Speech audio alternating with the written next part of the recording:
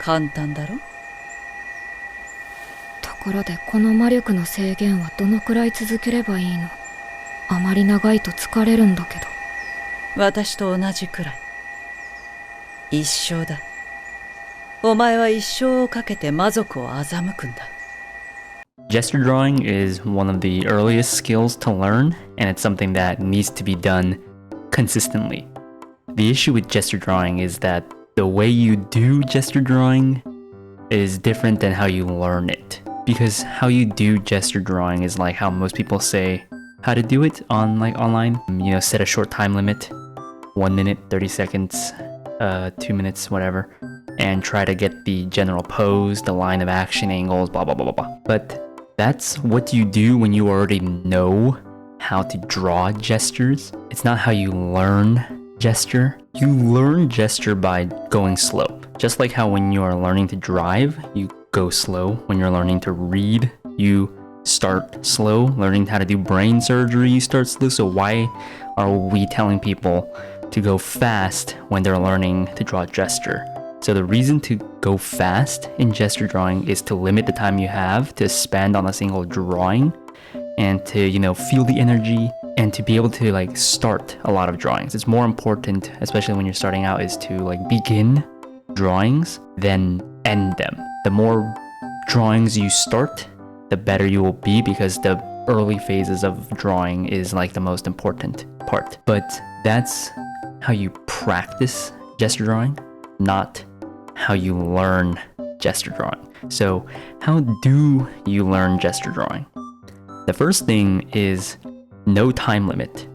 You want to spend however long you need, but if I don't have a time limit, how do I know when to stop? Instead of gesture drawing from like real life photos or from even real life, you copy and you study professional artists' gesture drawings or quick sketches, and you use those artists' gesture drawings as your reference, and you only draw up to that specific point. A gesture drawing done by a pro can be done in 60 seconds, 30 seconds, whatever. But for the beginner, for you who is studying it, you can take up to 10-20 minutes for it. And that's fine, because the point of it is that you need to learn a few things. The first thing you need to learn is proportion. The gesture drawing is sort of the phase for you to sort of map out where the body parts and everything is. It's also to train your eye to see the angles and to see where, stuff starts, how big something is compared to something else, how long something is compared to something else. And you want to use the gesture drawing time as a way to continue to practice getting as accurate a proportion as you can. The second thing that you should be spending in your gesture drawing is the center of gravity, or the balance of it. Make sure your figure isn't, falling off to one side, is stable, is on the ground. And then the last part is how to simplify the design. And I think this is where I'm going to be talking a lot, mainly. So proportions, balance, that stuff just comes with mileage. You just need to draw a lot to get that done. But to learn the templates and the lines, that's the design. So designing and stylizing your gesture drawing, you have to learn body templates. What are some templates? So if you're watching, this footage, I'll pause it right here. So you want to learn the templates of the body, and there are way better resources out there that go way more in depth than what I'm going to do. Mainly where I learned from a bit was Mike Matesi. The Force method is a great place that talks about, the templates and everything. And then I think also Watts Atelier, when I was there, they also talked a little bit about that. And then just Proco and all that kind of stuff. You guys can look. There's stuff like that. But I'm going to go over just basics. For the torso, there are two main templates to think about. The C torso and then the S torso. C torso is the one that you see right here. It's kind of like a C. You have the both sides pushing in like this, right? Could be this way, could be that way, could be lopsided, right? Basically, it's like the beam. If you've seen animation, if you've seen you gotta draw the flour sack, S torso is typically where there's like a curve in the body, where you have a curve here and it goes into a curve here, like that. And you'll see a few S torsos in the drawings. I think I may have one. This would be an S torso right here. So you can see that the body is being pushed this way, and then also pushed this way, this torso right here. This S torso is gonna have a curve being pushed out this way, and then it's gonna have a curve being pushed out this way. And you see, like, when you were watching the time lapse, and how I'm kind of doing it here, is that I'm going over the line in order to sort of feel out the motion and also feel the push. This is where the energy is being pushed, right? So these are the two different types of torsos.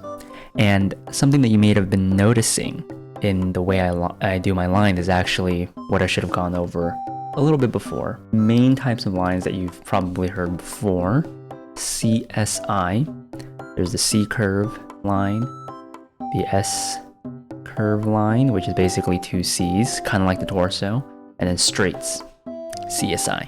3 types of lines. Learn them, memorize them, use them. So if you see here in my C torso, I have this C going on over here, where it's sort of pushing in, right? This is where all of the energy is being pushed out, right here on the body. And then on the other side, I have straights, or maybe even like smaller C's. The idea is that you want to avoid symmetry bad. Asymmetry is good. You want asymmetry. What asymmetry looks like is or pairing up a C with a straight, and this is a good shape. You want to avoid ballooning, or the Michelin Man, where you have 2 C's of equal power, of equal strength, like this pushing, or even the opposite, where it's like this. I would also argue a bit that this would be a little bit better than this, but both of these are bad. You want to pair a curve with a straight, or pair a curve with a lesser curve, or pair a curve with a less intense curve. Either way, the idea is that you want there to be a direction. If there is water flowing through here, it needs to have somewhere to funnel to. If it's flowing through here, it's not going to be touching any of these sides. It'll just fall right through. Same with this one.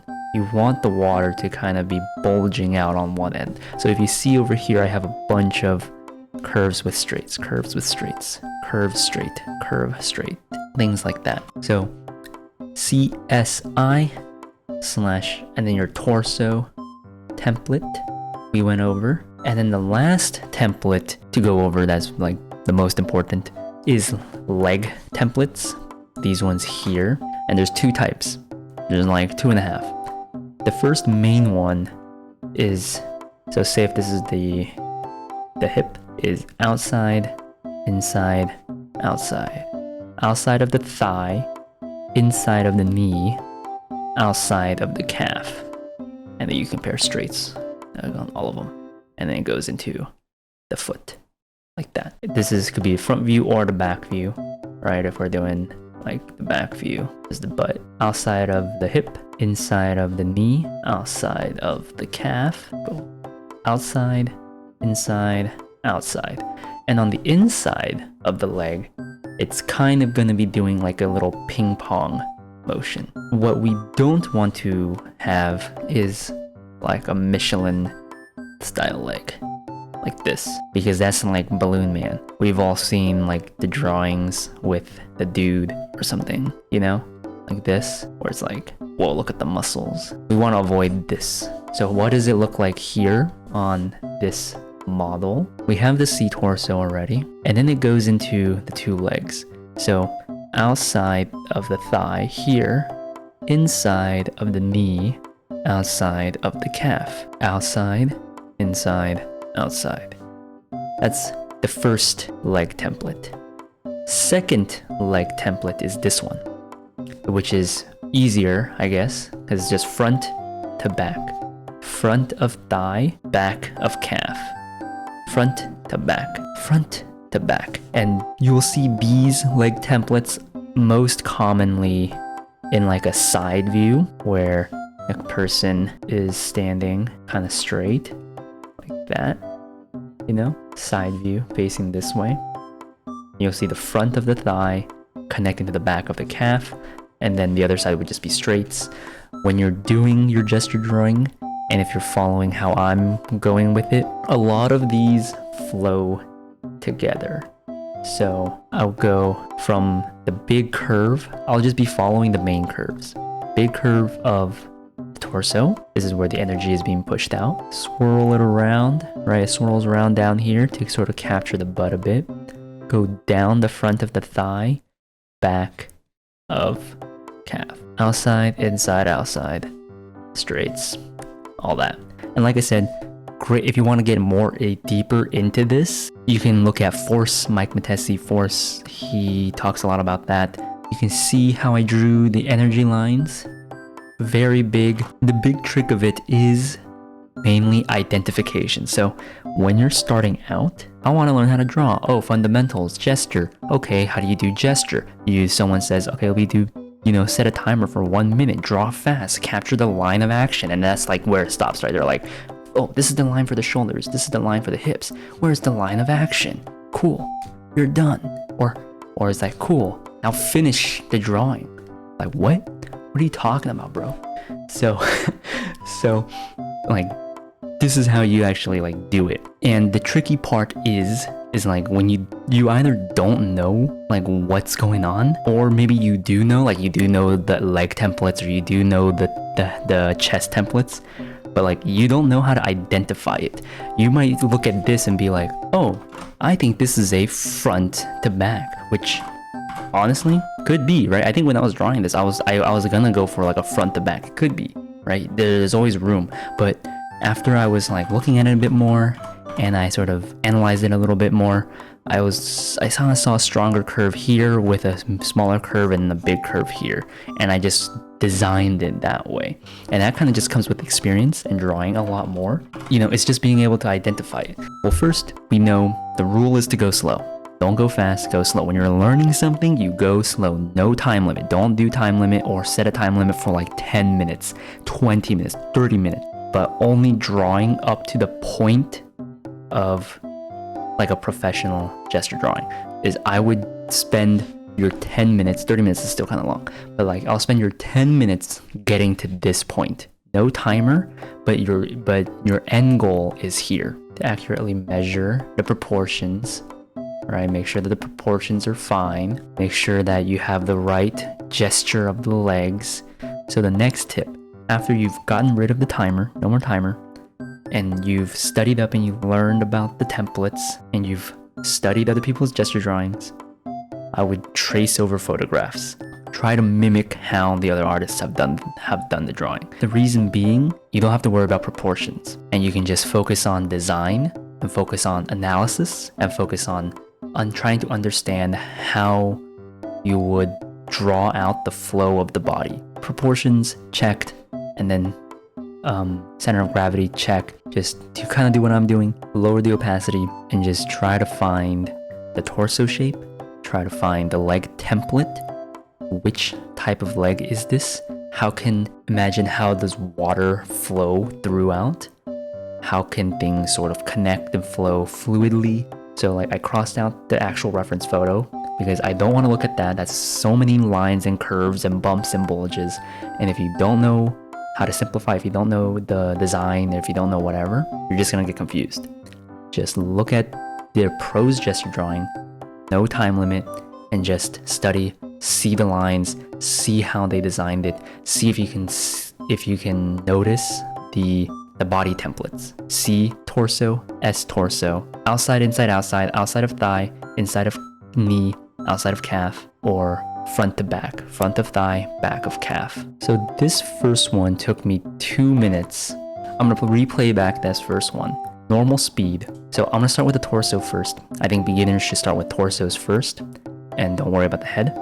That's when you're more experienced. I don't start with torso first. I start with head first, but I'm more comfortable with gesture drawing. So I'm starting with torso first, and I'm trying to find the main curve. This torso here is an S torso, so you can see the main curve on the front, and then there's the you see the main curve on the front here, and then there's this lesser curve over here, so it's creating this like S shape. And then I'm kind of trying to find out the shape. So this is where some design stuff happens, where I'm like, okay, I'm trying to find like the curve of the butt and doing other stuff. So I'm kind of mixing in, you know, slightly more like intermediate level ideas into it, marking down where the shoulder is. I also mark down where my legs are gonna be, planting the legs early, just so that I can sort of feel where is the center of gravity. And if the person's leaning out this way, this area, there's gonna be counterbalance. I'm doing an outside, inside, outside, a front, or this is also an outside, inside, outside, right? Here's like the ground playing the shadow. And then you can kind of see how I'm having these arrows going out like that. Everything is being mixed with a curve and a straight, a curve and a straight. You should watch videos or in person if you can, people who are better than you, professionals, draw a gesture and just watch it. Don't take notes, right? Don't be writing anything, just stare at the screen, stare at the whatever. What you want to keep track is how their lines are being put down, in what order, how smooth it is from line to line, and then you just want to mimic it, follow their way. I personally learned the most just from watching like pros draw, either in person or IRL. And if I'm in person, it's great because then I could see their hand. I'm like watching their hand and how they're like holding, and I'm just like, okay, cool. I'm just gonna copy that exactly. As I'm going through these drawings on screen, I'm just gonna recap real fast. This is how you actually learn gesture. You learn gesture not like how you do gesture. You do gesture by putting on a time limit and going through a bunch of drawings, maybe like 60 drawings, 1 minute each in an hour, just grind. That's kind of like how you practice it and continue to, you know, develop your skills as after you've learned how to do gesture. That's not how you actually learn how to do gesture, because the time limit and everything, you're not learning anything when you have to do a drawing in 30 seconds. You're only practicing what you know. How you learn it is by taking away the time limit, learning the templates, and looking at how other people draw gesture. Spend the time that you need to reach the point of a gesture drawing. You shouldn't be taking so long as to like trying to make sure that it's exactly like a pro's gesture drawings. You want to use the pro's gesture drawings as a guide on when and where you should stop drawing. That is your quote-unquote time limit endpoint. And however long it takes for you to get there, probably shouldn't take longer than like 30 minutes. Take your time with it and spend as much time as you need to sort of get the proportions right, make sure the balance feels good, make sure you have good design of shape and line with your S curves, your C curves, your straights, your torsos, your legs mainly. And then once you have that settled in and locked in a bit more, then you can start doing your 1 minute, 2 minute gesture drawings. Just the final last tip about gesture drawing is you got to do a bunch of them, and you're drawing them for the rest of your life, mate. If you want to keep improving, you're gonna keep doing gesture drawings. You don't have to do them every day once you get to a certain point. I don't gesture draw every day, but you know, after a while I still get rusty, so then I gotta like re-practice it up. It's like the free ring clip. How long do I have to keep drawing gestures? For life, right? If you're drawing it forever, for the rest of your life, until you die, you're drawing gestures. I only emphasize this mainly because I see people complaining like, oh my gosh, you know, like I've drawn like 100 gestures, like how come I'm still not improving? There's no limit to when you would really be good. You just gotta keep doing it. It's just for the rest of your life, for life, forever. This is just my 2 cents. This is my philosophy, and I think this is the right philosophy. I think I'm correct and everyone else is wrong. And do this and learn it. And don't go fast, go slow. Slow is fast.